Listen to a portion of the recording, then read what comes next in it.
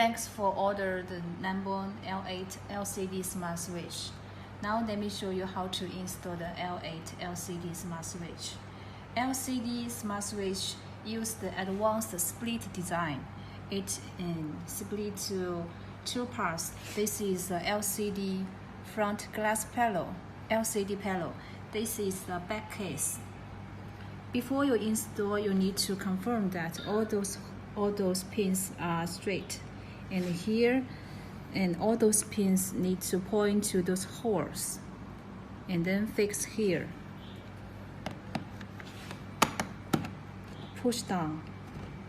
Now power on.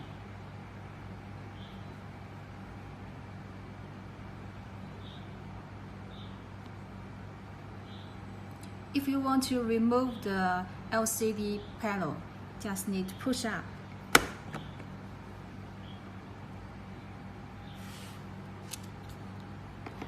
We also have the square size for the LCD smart switch.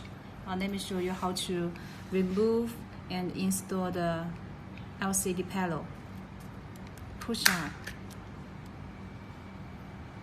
and then push down. Push down.